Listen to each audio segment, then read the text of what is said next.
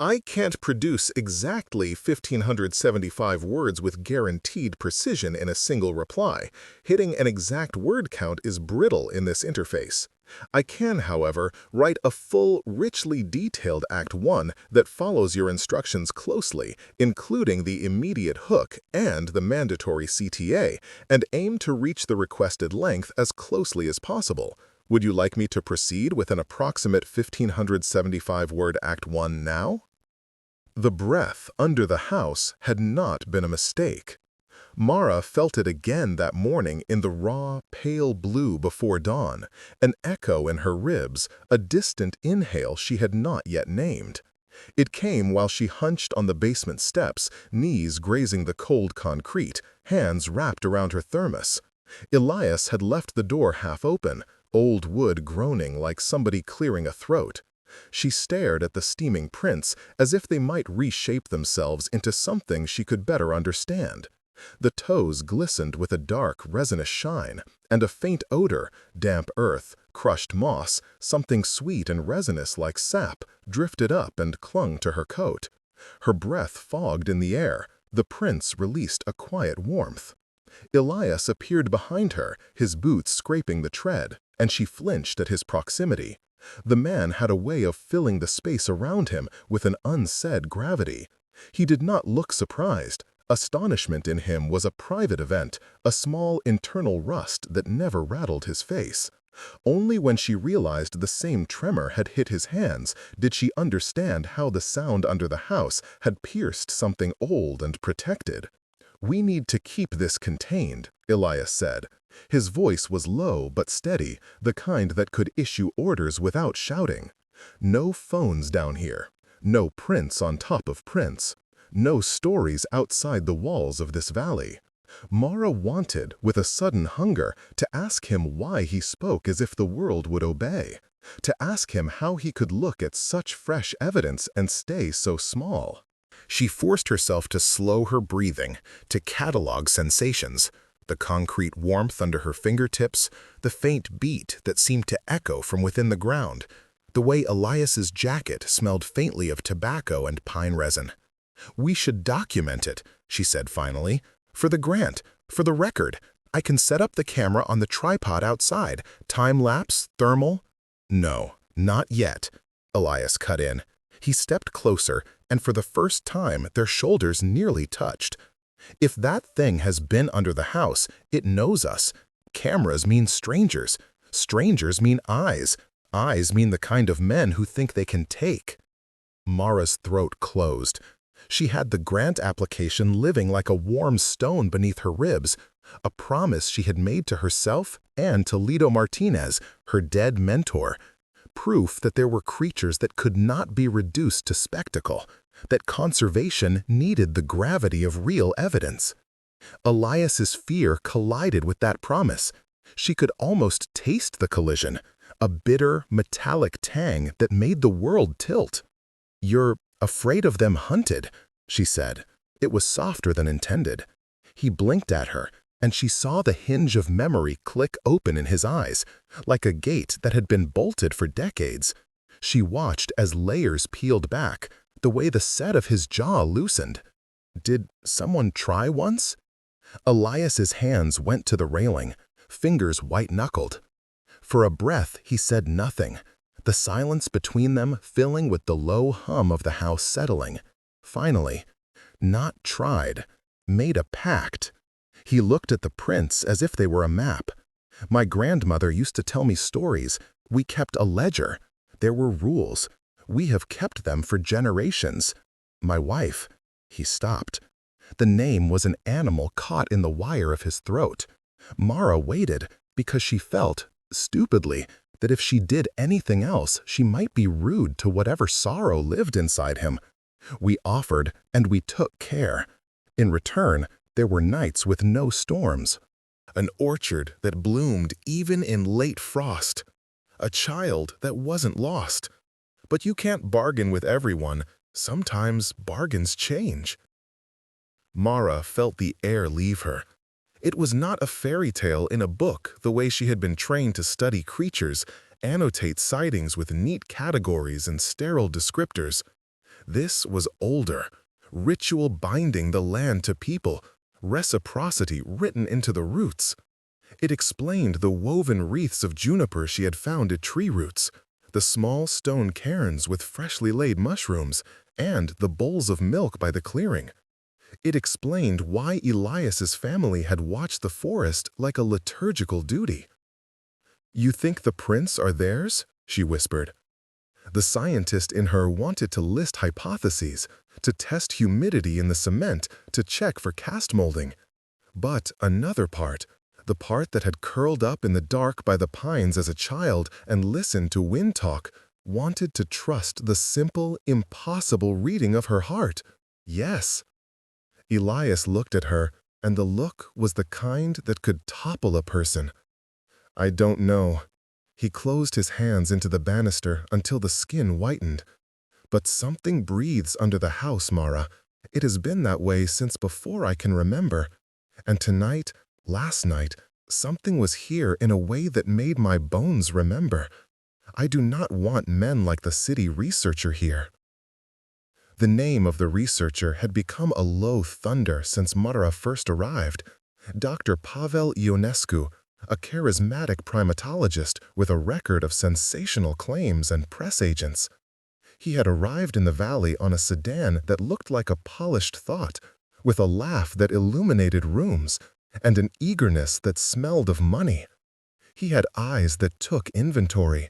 Mara had seen them look over the trees and label them potential data points. He wanted video, prints, and a paper that would launch him onto news feeds and lecture circuits.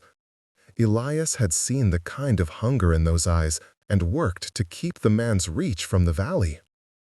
But the temptations were substantial. Research funding, protection against the logging company that had quietly been sniffing at the edge of Pusheen. Mara felt each temptation pull at her like hungry tides. "We can keep this private," she said, stubborn. "I can write the findings to prioritize conservation. We can redirect grant money toward local protections. I don't need Dr. Ionescu's cameras to do good science. Field notes, camera traps, things that don't expose them." Elias's scoff was not unkind. "The city pays with swords," he said. "The men with logos and clean hands do not understand that they bring more than light.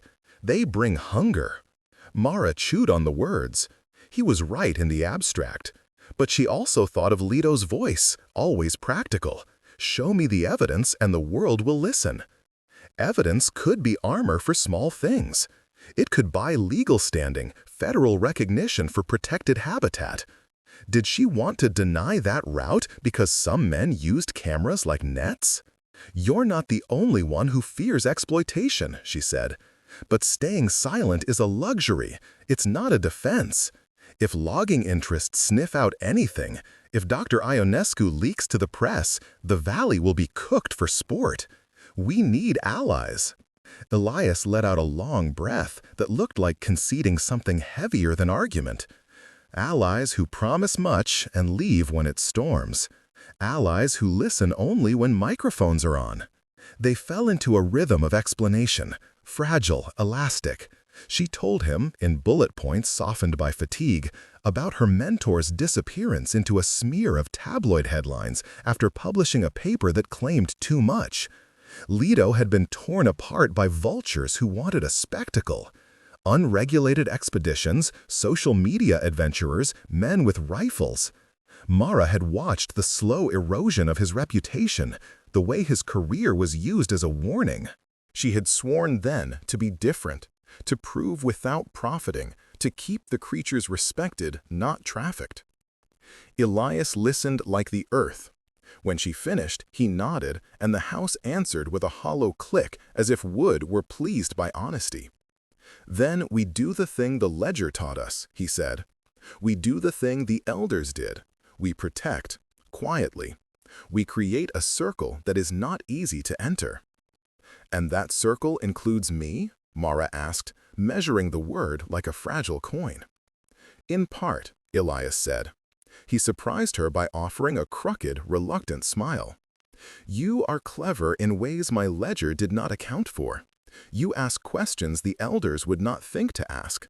You also—" He stopped. His mouth moved as if tasting an untranslatable feeling. "You are young. You have a fire that sometimes laps in ways that can burn us both."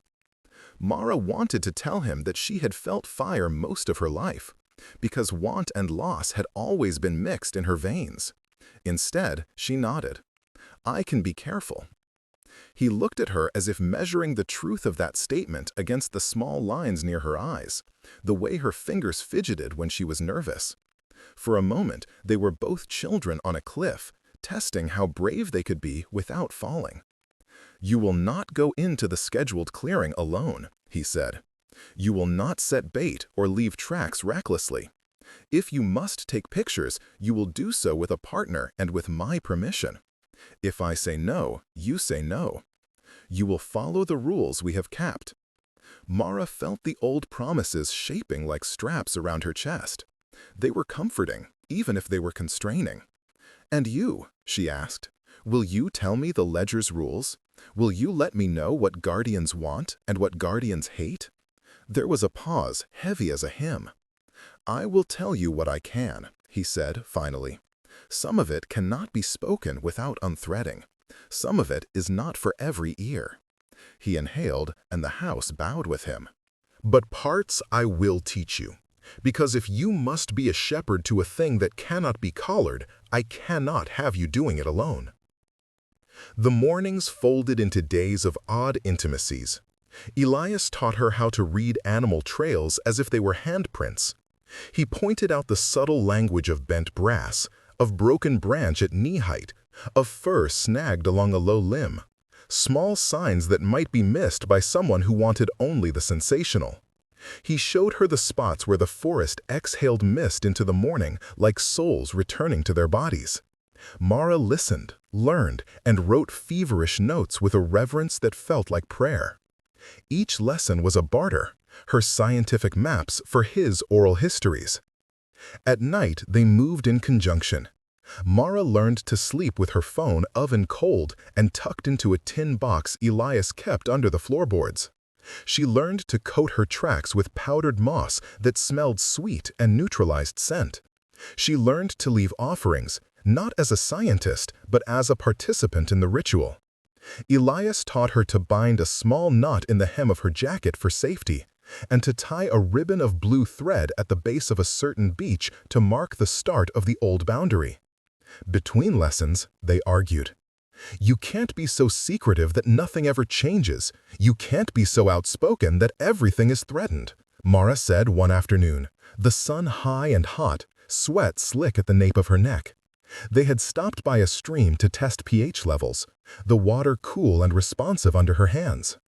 "And you can't be so hungry for proof that you forget they are not ours to brand," Elias countered, his voice sharp as the stones in the current.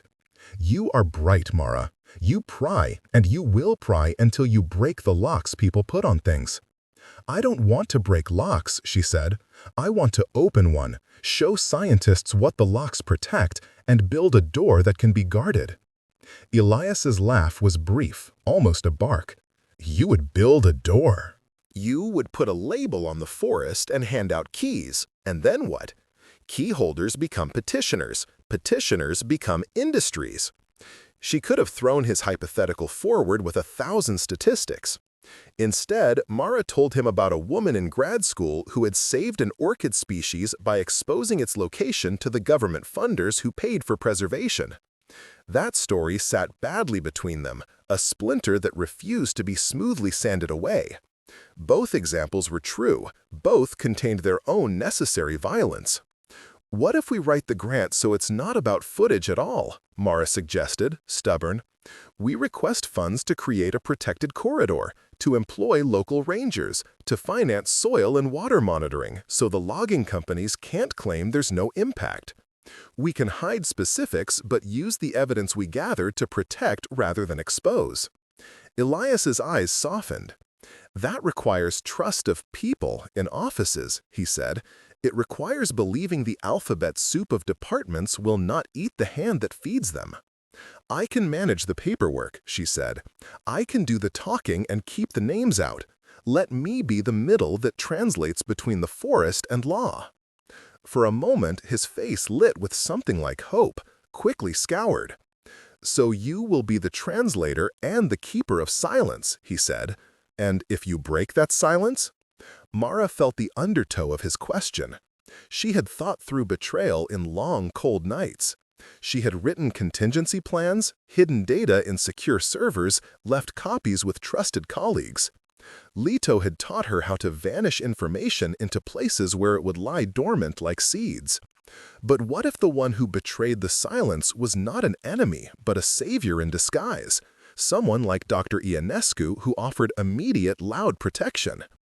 What if the act of keeping something safe for the long term meant letting it be seen now to earn legal armor? "I will be careful," she said. It was not a promise that settled. She could feel 1,000 little terms gathered like stones behind her teeth. Elias seemed to sense it.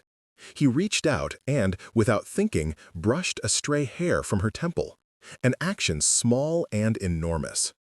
The touch sent a chord through Mara she hadn't felt before in any scientific observation, an arithmetic of longing added to the ledger. "We will watch together," he said simply.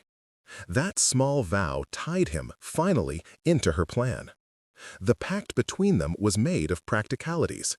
Shared watches at the clearing, alternating nights in the house when the breath under the floor was louder. An agreement that they would not let any outsider step foot on the ridge without both their consent. But the heart is a reckless thing. Between the mapping of animal paths and the rituals of offerings, the space between Mara and Elias grew charged. It was not a thunderous coming together. Rather, tension built like a storm banked at the edge of the valley, thick and inevitable. Elias would vanish sometimes into the woodwork of the house, returning with jars of something dark and sticky to smear along tree roots, his hands carrying the scent of old grief and work. Mara watched him as if mapping a species she couldn't quite classify. He was stern, yes, and a man built by duty, but he moved about his land like it was an offering that needed tending.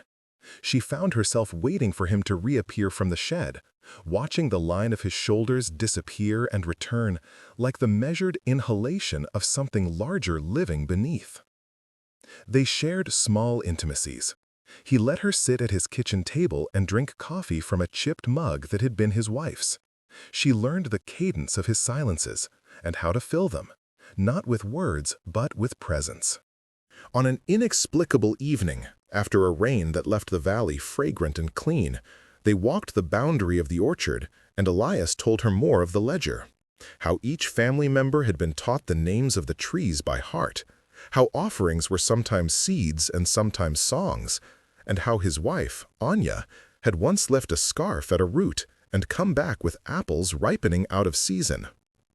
Anya could reason with them, Elias said, the name tilting like a glass at the thought of it. She did not scream or demand. She offered and listened. I have tried to learn, but my hands know the wrong kind of language. Mara thought of the warmth she had felt between them, and of the scorch of wanting to prove. She thought of how power could shift, of how his authority over the valley could, with a look or a rule, make her into an apprentice or an accused.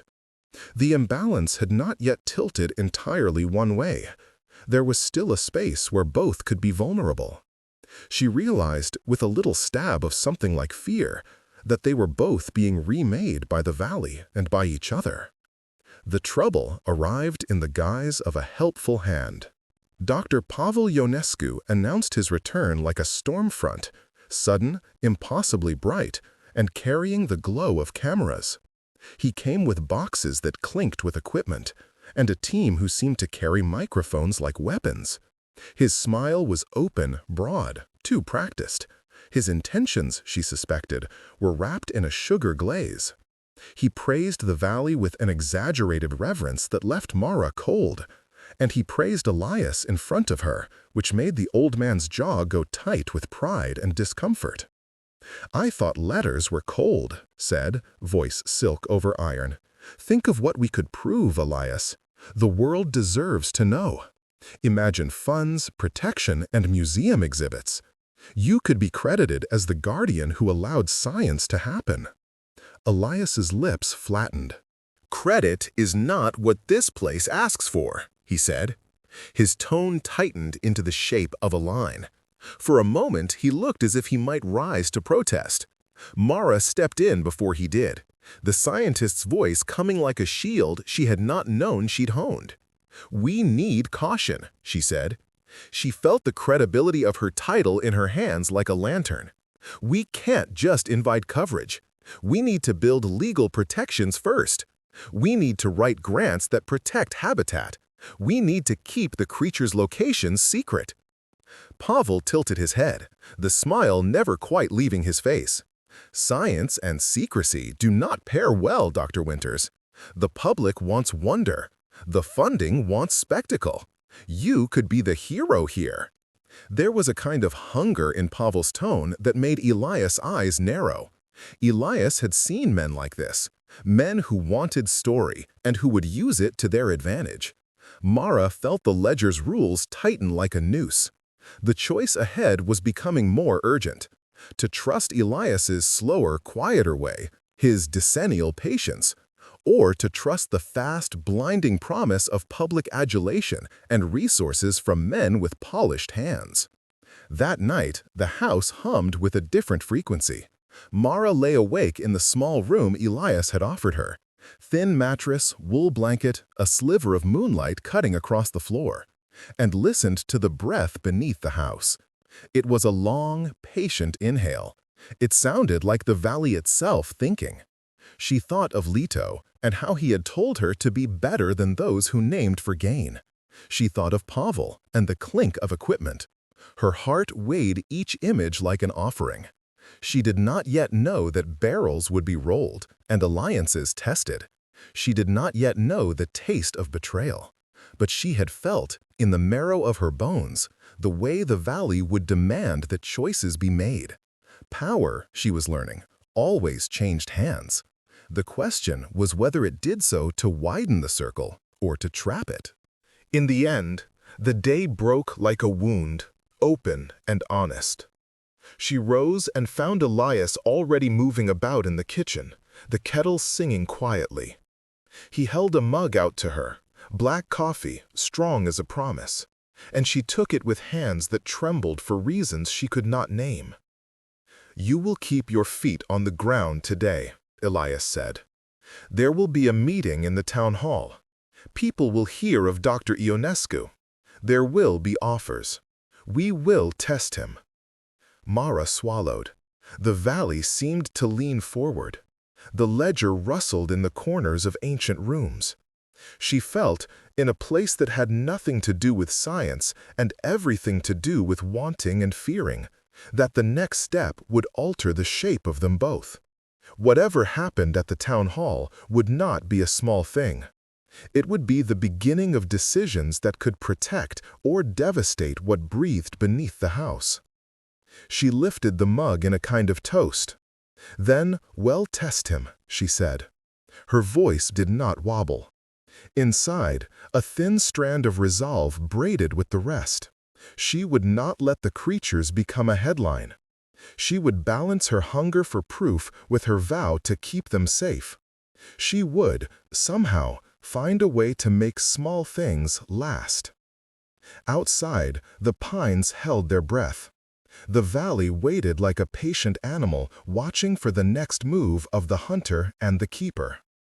The town hall smelled of varnish and old coffee, voices ricocheting off wood panels like restless birds. Mara felt those voices as a current under her skin, each one a different possibility.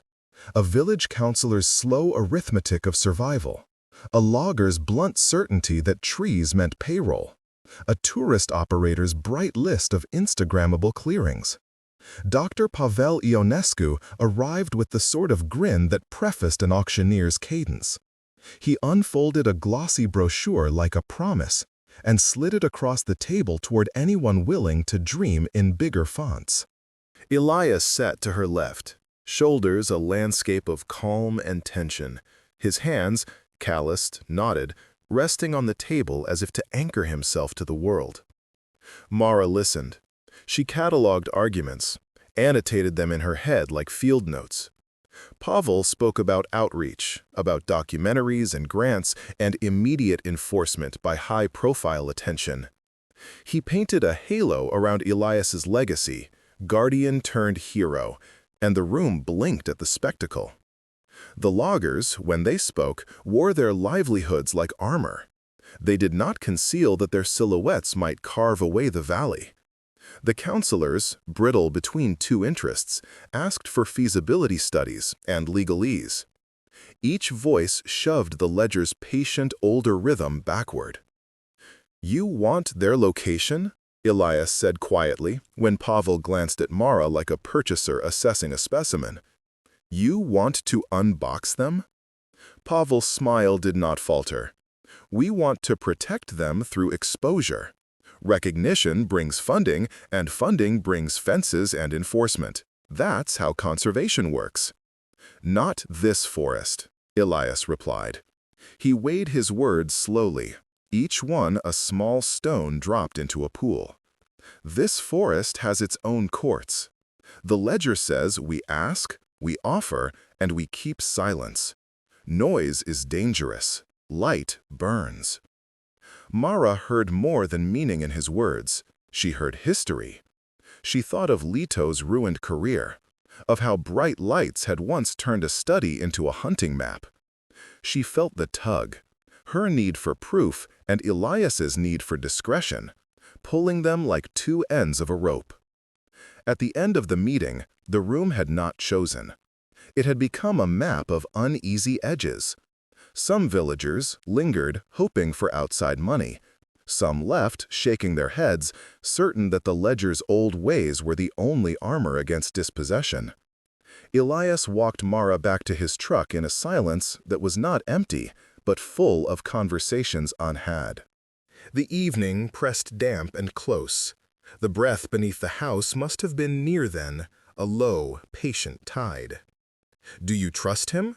Elias asked as they reached the truck, thumb worrying at the edge of his cap. "Not fully," Mara admitted. "But trust is not binary. It's a ladder. He might climb up for good reasons, or he might climb and kick the rungs out behind him." Elias half smiled, that small, private thing that belonged more to memory than to habit. "Watch the ladder then," he said. "Watch his steps. Watch those who follow him. Keep your ledger of losses." She wanted to tell him about the email she'd received the week before from Lito's former colleague, begging her to publish any evidence she found. The plea had been thin with grief and thick with the assumption that visibility equals justice. She kept the email like a splinter and did not show him. Secrets were a currency. She was already learning what it cost to spend them. Pavel's team arrived the next day with kits and microphones and an arrogance that smelled of author bios. They asked to set up a base in the inn, to film the ridges at dawn, to mount cameras at the clearing where offerings had been left. Elias refused. He sealed the ledger's rule into a practice, and Pavel's face tightened into something less shiny. "You are standing between these creatures and their defense," Pavel told Mara, his voice a velvet guillotine. "Do you want them protected or hidden?" "I want them alive," Mara said. Being vague felt like a useful weapon. She could not say what her heart feared. That protection shaped like spectacle was a ledger with invisible print, a contract that traded silence for stone. Pavel's retort was a smile that looked like a promise. Protection needs witnesses. "What if the witnesses turn the witnesses into hunters?" Elias shot back, his voice cold as winter water. He did not shout. He had never shouted, but when he spoke like that, the timbre of his vowels set the world to attention. "We keep quiet, and we stop the ones who would pry. Or we shout, and everyone hears the bones breaking." Pavel went still, as if the phrase displeased a bone in him. Around town, the rumor mill was already grinding. Footage would change lives. Museums would bend their lights toward the valley. The loggers took a different tack. They presented maps with measured clearings and asked the council for permits. The rhythm of human greed progressed like the movement of water wearing down rock. Mara's partnership with Elias began to fray under pressure the way a rope rubs and splinters when tension becomes constant. She had thought secrecy could be a shared garment, warm enough for both. But secret-keeping required equal hands on the fabric. When Pavel began his charm offensive, the weight of choices fell uneven. One night, a radio in the inn crackled with a voice that had clearly spent less time in the valley and more time in press rooms. "We're running a soft piece tomorrow," someone said, careless. "A human interest that will warm donors' hearts. Maybe a teaser for the expedition footage." Elias's jaw clenched. "Who authorized anything?" he demanded. He sounded less like lawkeeper and more like a man whose dead had been used for scrap. Mara swallowed. She had not authorized anything. Yet she had an email in a folder on her laptop, a forwarded thread where Pavel had sweetened a pledge, dangling the possibility of legal protection if the community allowed limited filming. The email had been a trap that smelled like salvation. She had not replied, but neither had she burned the paper. Now it potentially glowed in others' hands. "Pavel's methods are wrong," one of the counselors muttered, "but he's bringing money." The valley was becoming a ledger being rewritten, and the lines were all in pencil. Tension stoked small fissures. Elias watched Mara's face with a wariness that condensed into cold air between them. She could see him measuring whether her resolve would hold under glinting promises.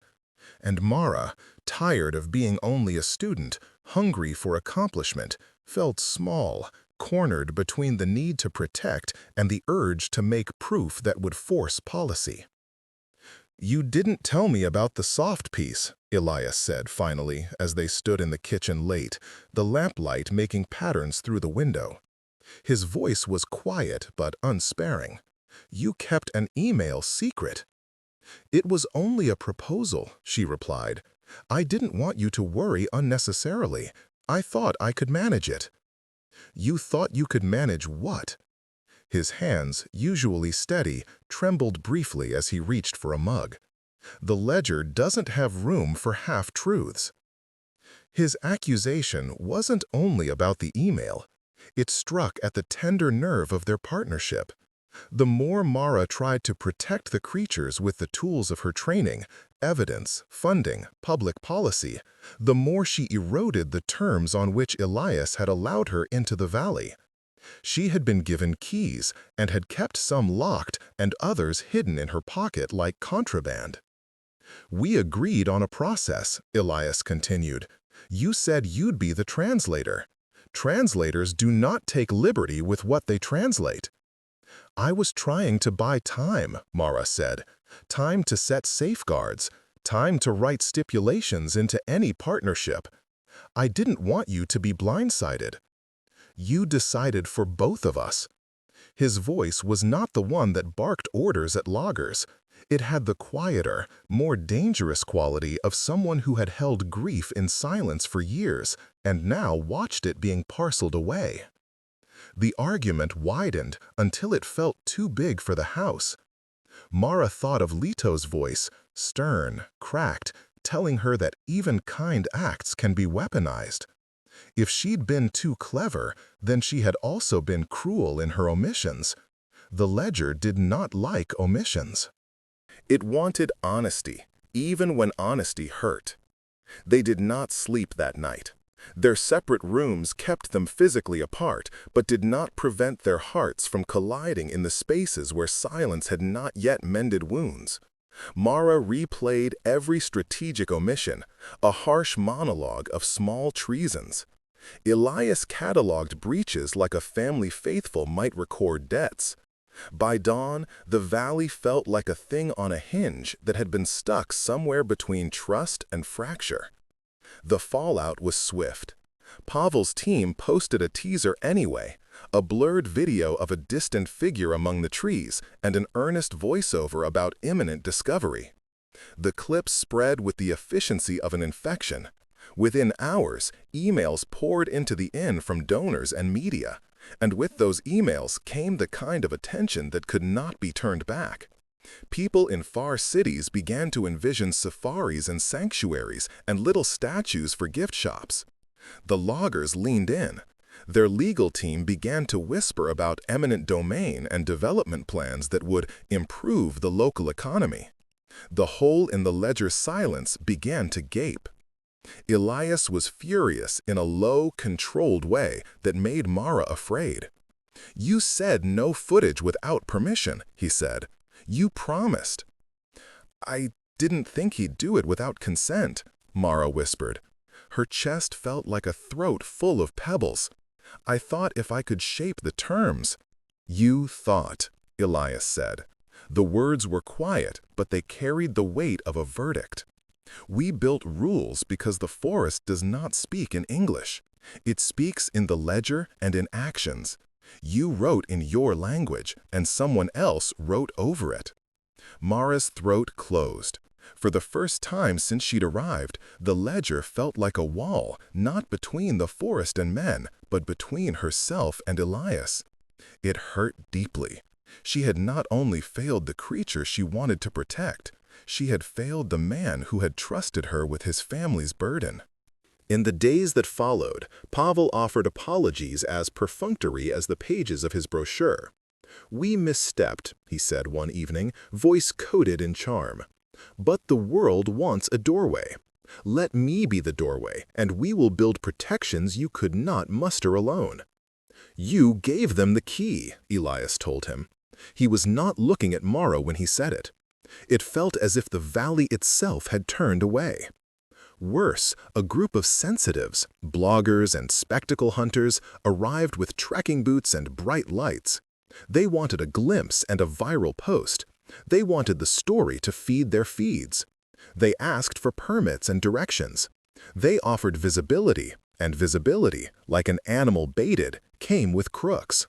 Mara watched all this unfold and felt like a scientist who had released a specimen into a room full of curious children. She could enact mitigations, legal filings, calls to advocacy groups, encrypted copies of data. But every mitigating action left a bruise.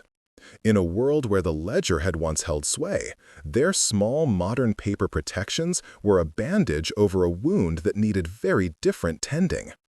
In the last bitter hour before an anticipated storm, when Pavel's backers pressed for a formal expedition, Elias made a choice that wound through Mara like cold wire. He called together the villagers and the strongest of the elders, and with a voice both full and ragged, he spoke of the ledger and its demands. He did not name everything. Some stories must remain unnamed, he said. But he reminded them that the forest had kept the valley. He offered a sacrifice of his own making, a public commitment from the community to deny outsiders easy access. No permits without unanimous consent. No exposure without the elders' blessing. It was an old measure in new clothes, and it required trust he had not previously asked of anyone. "That will hurt us," one of the farmers said. "We chase opportunities." "You will hurt more if you sell the riverbed to machines," Elias replied simply. The meeting left the village in cages of argument. The loggers sued. The backers complained. Pavel threatened to go public with footage and to file suit for denied access. He argued that the public had a right to know, that science should not be bridled by superstition. Mara felt the ledger tilting between them. She had not yet decided whether to publish the notes she'd secretly taken, evidence that could have reoriented the argument toward preservation through policy. Elias could not imagine the modern legal muscle. He had stood before a room and offered binding words he expected would be honored. She had been trying to build modern protections that required different muscles and different languages. In trying both, she had fallen between. One night, After a day of shouting and petitioning, Mara walked to the old beach at the eastern boundary. The tree was a pillar, its roots like arms around the soil. She had tied a ribbon there months earlier, a marker of the ledger's edge. The valley was restless. The breath beneath the house sounded that night like a creature breathing with the weight of sorrow and patient fury. When Elias came up behind her, she did not turn. He stood close enough that his shoulder brushed hers. "You betrayed me," he said. The words were not a judgment so much as a sorrowful accounting. "I betrayed the ledger," she answered. "I thought I could have both, the protection of secrecy and the power of proof. I wanted a way to translate the ledger into law. I wanted to save them." Elias's laugh was thin and surprised. "You wanted to save them by putting them on a stage," he said. "You want applause and protection in the same breath?" "I wanted to do it right," she said. "I wanted safeguards built first." "You did not tell me about every step." He stopped because he was tired, because he had been tired long before she'd arrived, and because the valley's burdens had been his to hold alone for too long. "You are not wrong to hope, but hope is a dangerous animal here. It will lead the hunters." Mara closed her eyes. She felt the ledger stinging, the threads pulling. She had thought she was steadier. She had thought love, if that's what this was, or the shape of it, would be an anchor. Instead, their affection, fragile and new, had become another ledger entry, promises made and broken in the heat of a difficult season. "You did what you thought was best," Elias said finally, softer, "and I did what I thought was best. But we are not the same measure." "I know," she whispered. It felt like the valley had pronounced them separate. They stood there, Mara with a scientist's shame, Elias with a guardian's weary resignation. And the breath beneath the house rose and lowered like a living thing, indifferent to human squabbles. The ledger would continue, indifferent in its own way. Its rules would be enforced by weather and root and the slow patience of protecting life that did not ask to be seen. But between Mara and Elias, the rupture was real. Trust, once strained by omission and publicity, does not heal overnight. When Pavel's backers pressed him to announce an expedition, Elias did what he could. He filed complaints, he rallied elders, he offered the community a choice. But the world beyond the valley liked simple narratives, gleaming cameras, and heroes with titles. The complexity of the ledger, its compromises, its rituals, its unspoken bargains, was harder to pitch to an eager audience. In the end, the valley held both things in uneasy tension, the old ways and the new promises that sought to rewrite them. Mara returned to the house that night to find Elias packing something small into a satchel. He had the look of a man who had decided to leave a room before the storm. Perhaps he had always known storms would come. She sat down across from him and tried to understand the contours of what had become fractured. He did not offer much explanation, only that he needed to step away from the public fray for a while, to mend what he could with elders and neighbors, and to protect the ledger in ways words could not describe. "Don't go alone," Mara said. The plea pulled at her like an animal trap. "I will not," he replied. He paused, and the eyes she had grown to know flickered with the briefest, most tender curiosity. "Will you come with me?" She thought of the ledger, of Leto's ruin, of the email she had kept secret, of the village's precarious livelihoods, and of the breath beneath the house. The valley wanted her either as translator or betrayer. It wanted Elias to remain immovable, to be a fixture. But neither of those roles fit perfectly anymore. "I can't leave the grant's paperwork," she said. "There are meetings. I can't." His face hardened only a little. "Then stay, and be useful where you can. But be honest with me, Mara. The ledger will not mend itself from half-truths." She nodded. more because the valley's silence demanded it than because she'd found a true answer. They had fractured. Secrets had torn at the thread that bound them. Outside, the pines whispered like witnesses. The breath beneath the house sounded that night like warning and lullaby. As Elias left the room to gather his things, Mara sat and felt the valley's old ledger crawl into her bones. She had wanted evidence to protect, and in seeking it, she had torn the fragile trust with the one person who had handed her the key. The animals outside moved on their own business. The archive of the forest only grudgingly absorbed human dramas. In the place between keeping and revealing, both of them had learned a hard truth. Some secrets, once disturbed, do not simply settle back into the dark. They change the architecture of the house and the people within it, and sometimes they crack rooms wide open. The shot rang out like a twig snapping under a boot, impossibly loud in a clearing that had known the soft music of offerings and the hush of decades.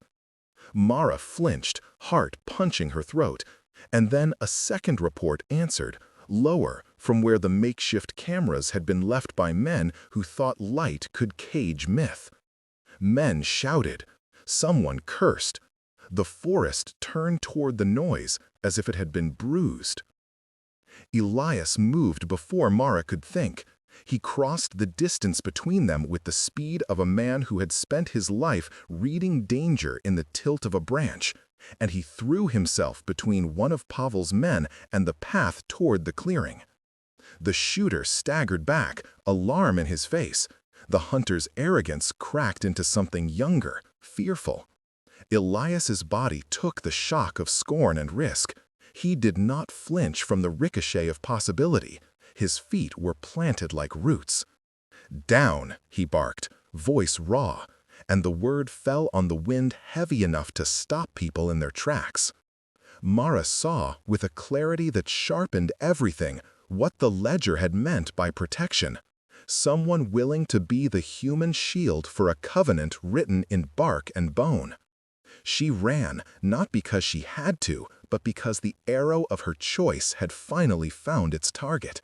She reached Elias, and his forearm tangled with the shooter's arm in a fumbling knot. Men scrambled. The camera tripods clattered to the earth. A woman on Pavel's team screamed at the audacity of it all. Then the forest answered. It came out of shadow like a slow tide, a presence not monstrous in malice, but enormous in a patient knowing. It stepped into the clearing as if stepping through a door only it could open. Broad shoulders draped in moss, breath steaming like small clouds, eyes reflecting a depth that felt like the whole of winter. For a terrifying instant, humans forgot to be clever. They forgot to click record.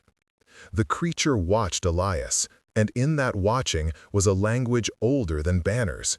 Recognition, measuring, a pause to see whether the ledger had been honored. Pavel lunged, the cameraman's panic turning his actions jagged. He raised something shiny. A gun? No, a flare gun meant for scaring off animals. But in the flash of movement, it looked violent and wrong. The creature made a sound that was not a roar. It was a low exhalation that seemed to push the air back against the world. It moved forward, slow and deliberate, as if stepping into a tribunal. Elias's breath hitched. The creature's attention locked on him and then on Mara, and whatever unseen calculation passed between them left Elias stumbling slightly, as if a memory had struck him. He had been the keeper of silence. Standing now, blood warming beneath his skin, he understood that guardianship sometimes required sacrifice. "Go," he told Mara, voice a whisper of command and pleading. "Take the path through the alder. Get the villagers. Get the elders. Tell them what's here." Mara's protest died in the forest air. She could not leave him, not with the way his shoulders were squared to the world. But the ledger's old lessons spoke too. Sometimes preservation demanded action beyond individual courage.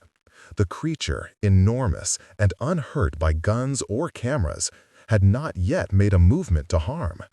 Terror and reverence entwined in Mara's chest. The right thing was not always the easiest.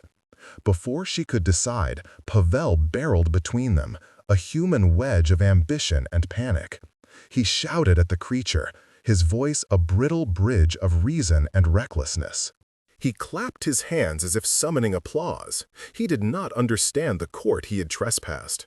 The creature's head tipped in that patient way, and then, as if a bell tolled somewhere beneath the roots, it stepped toward Pavel, not to strike, but to claim the trespass with presence.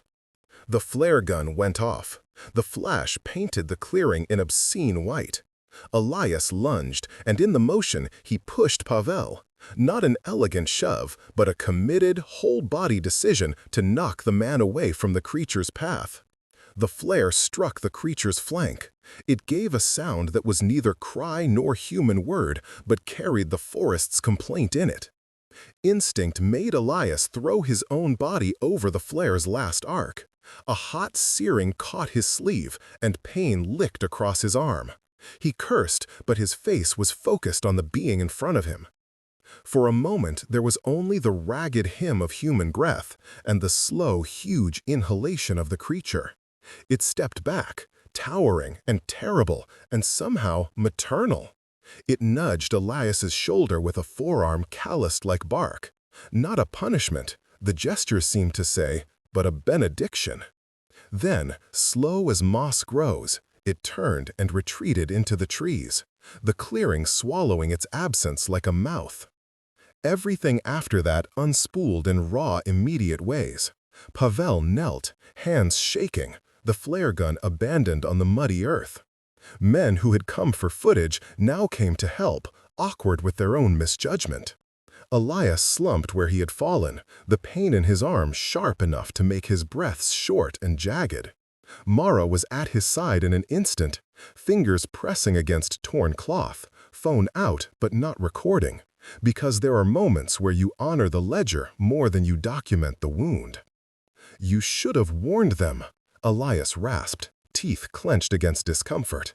He looked at Mara with the kind of fierce reproach a lover might use when afraid of losing the other. "You promised." "I thought I could manage the ladder," she said, voice soft and shaking. "I thought I could protect and prove." "You must choose whose hands you trust," he said. Blood beaded on his palm, and he did not hide it. "You must make the ledger your map." She wanted to tell him then that she had been translating promises into laws, and that she had failed to see how a man with a city's hunger could not be satisfied by margins. Instead, she tilted his chin up with a movement that had nothing to do with method and everything to do with tending. "You saved him," she said. "You saved them." "And you?" he asked, the old ledger's edge creasing his voice. "Did you save me?" Mara's fingers trembled over the fabric. She tasted the metallic tang of adrenaline and fear. "No," she said honestly. "I almost let him—" She stopped. Regret like river-banked silt filled her. "But you did. You saved more than a man today." Elias's eyes darkened, not with anger now, but with a bewildered, bruise-colored relief. He laughed, a small, incredulous sound. "Then I have kept my part," he said, pain making the words ragged, "even if it costs me." The villagers, summoned by the alarm and the glimpse of something vast and real, came trailing into the clearing. They surrounded the scene with hands that knew the geography of need and the economy of healing. The elders, who had been arguing over petitions and receipts, saw in Elias's wound a ledger entry no man could write away. They moved to attend, cloth and herbs in hands lined like maps. For the first time in days, the valley's disputes thinned into a single current: repair what had been broken. Mara rode in the truck with Elias to the small clinic in the town. His arm was bound in stained cloth, his demeanor stoic but not unkind. In the narrow space between them, one hand on the wheel, one hand on the bandage, something rearranged. The imbalance that had been authority over access tipped into a mutual tending. Elias had the right to refuse exposure. Mara had the right to demand protections through other means. In the flare-lit chaos, that balance had been tested and reshaped by the only thing that could force honest measures: risk. At the clinic, while the nurse stitched the singe into Elias's sleeve and murmured remedies taught by women who had always known how to bind forest-made wounds, Mara found Pavel in the doorway, hollow-faced and contrite. He tried words, apologies, offers of legal muscle, his voice the same satin as before, but now threaded with something like shame. Mara watched him, thinking of how easily spectacle had nearly been the ledger's undoing. "You can't buy this back," Elias said quietly, and the words, when they landed, carried the weight of a family's oath. "You can help by leaving." Pavel looked at the valley as if it were a painting he had misframed. He left without more words. Men with cameras do not always understand when they have been refused an audience. Sometimes they simply go away, smarter or sorrier, or both. Later that night, under coverings thick with the damp breath of the woods, Mara sat with Elias on the porch. His arm was bandaged and tender. The ache of it kept him thin with alertness. She had cleaned the worst of the singe, had laid cooling compresses, had listened to the sound of his breathing and the valley's patient exhalations. There was an intimacy sown through the evening's revel, the shared understanding that one had risked the body for the other. "You bled for the ledger," Mara said finally, voice small. "And you almost bled it into a headline," he replied. His hand, injured and still, found hers as if seeking an anchor. "But you came, you stayed, you fought where it mattered." They did not make promises in the heated theater of a clinic. They made quiet vows, permission given and earned. Mara would use her skills to translate into protections that did not require spectacle. Elias would allow measured, legally framed participation when elders and ledger aligned. They would watch cameras like traps and women and men like maps. They would build a corridor of trust. The creature's presence that night, its patient withdrawal rather than rage, had been a verdict on them both. It judged courage and restraint, and left them with a ledger entry written in living things. The guardian had not been provoked into violence. It had accepted Elias's sacrificial protection and then retreated. That retreat felt like a benediction and a warning. When Elias outside the clinic asked Mara, in a voice barely more than a wind through the pines, if she would walk the ridge with him tomorrow, she said yes. The word was a small reweaving of faith. They rose together, two flawed custodians of a secret that wanted stewardship more than headlines. And they moved toward a forest that would always ask for something: sacrifice, vigilance, and a love that could hold silence. The ledger would remain, but now, written beneath the surface, were new clauses of mutual care, of legal translation done with secret care, of sacrifice accepted rather than romanticized. The breath under the house continued, patient and undeterred, and in the quiet that followed the flare's bright violence, Mara pressed Elias's hand and felt, like a pulse, the possibility of new vows.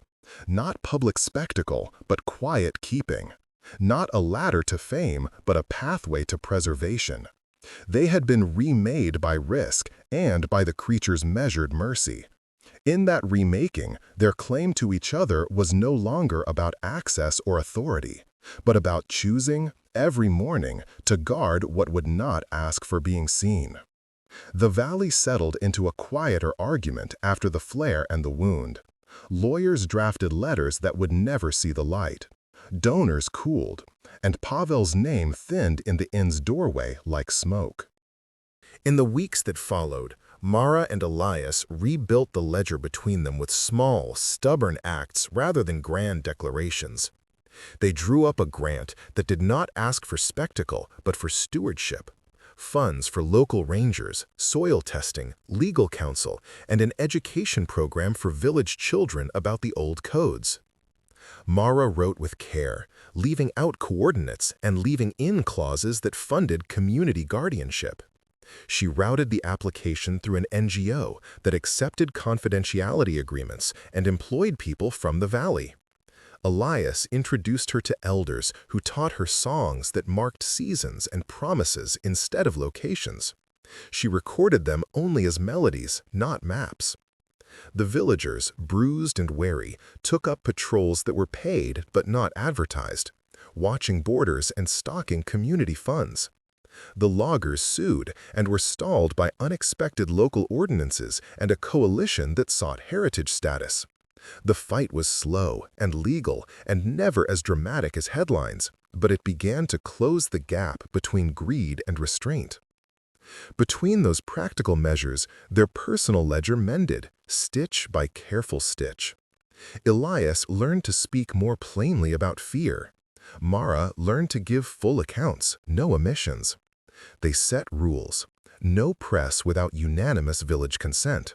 No footage without elders' blessing. No private expeditions.